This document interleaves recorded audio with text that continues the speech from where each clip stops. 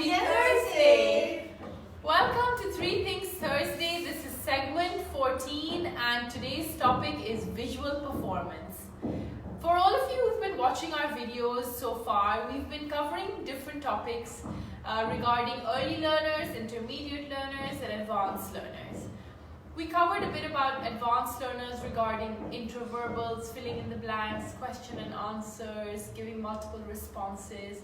We've covered listener responding, which is listening and then responding to an instruction. We've covered table time, we've covered play time, we've covered table compliance, following instructions. And today we're going to be talking about visual performance, and the name suggests what that means. Visual performance is one of the domains in ABA therapy that covers many things that are to do with getting the child to visually process and respond.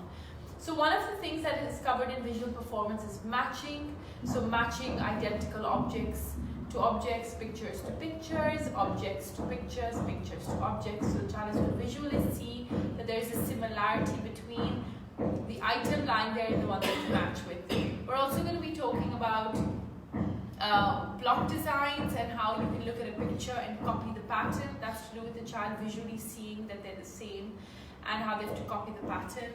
And then we're also going to be discussing how you can do shape sorting or color sorting, whereby the child has to sort items according to similar features, which could either be color or shape.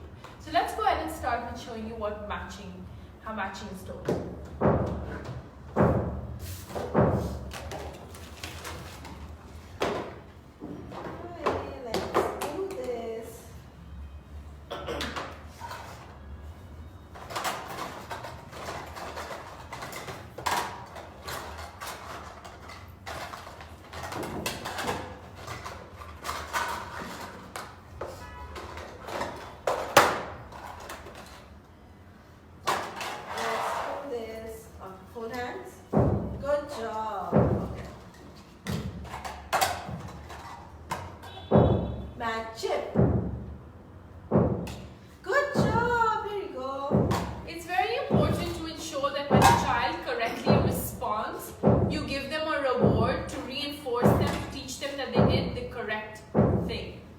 So initially the child may not know what to do, and then you can go ahead and teach them.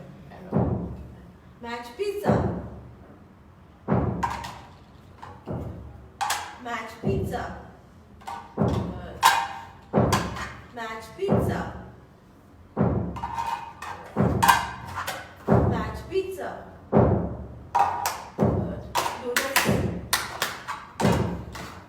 Match pizza. Good job. Here you go. So over here what happened was that the child errored because they were maybe not looking or not paying attention, and therefore what you do is then you teach the child to match 3 times consecutively, and you can reduce your prompt levels accordingly, and then when you test it at the end you reward them if they do it correctly. This is a very simple skill taught to children who are early learners and who have very few skills, because teaching a child to understand the concept of sameness is very important for generalization. So the child would learn that pizza and pizza, these look the same. Then there's non-identical matching, where a cheese pizza is different to a vegetable pizza, but they're both pizza.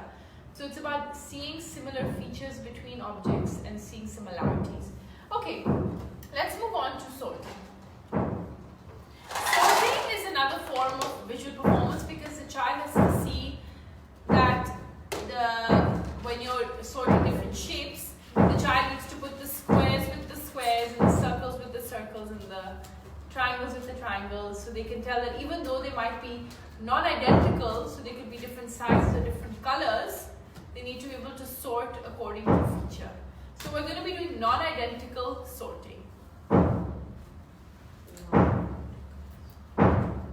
Apologies for the sound in the background, there's some work going on in the next office. Sorry, let's just good plating. Here you go.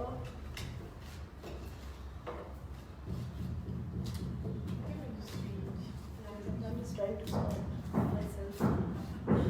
Okay. You can give 3 items at a time. Fold hands. For all of them. So first you demo, so the child knows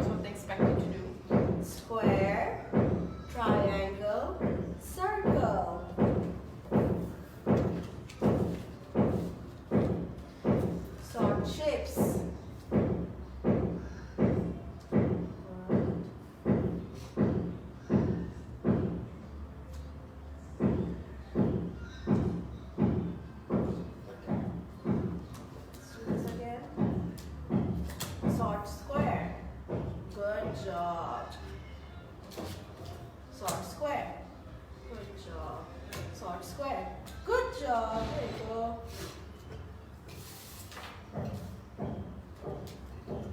Sort triangle. Good job. So when the child erred, the therapist then removed the two pieces that she erred on. Or another way to correct it is you make the child pick up the erred piece and put it in the correct space, or you remove them and then you demonstrate a few of its kind so they can see that they're all the same. You could also just say sort, or you can also say put the square, put the square, put the triangle, so they associate the word with the actual item.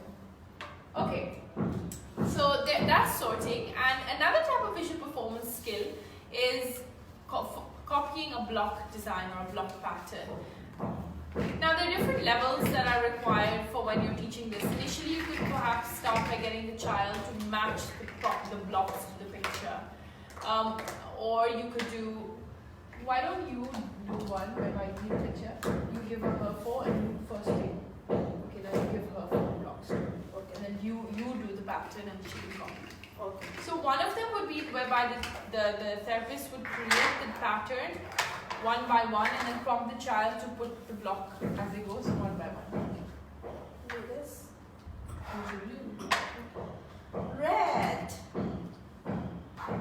Good. Yellow. And then she has to take it off. And then you can touch yours. Yellow. Yellow. Good. Pink. Good job. So over here the child is forced to see you do something and then copy you as to what you're doing when you're creating a pattern. So one way for teaching a block pattern is like this, or you can, if the child has learned this, then you can go on to the next step whereby you just present them with the picture and then they have to copy the pattern from the picture. Copy the design.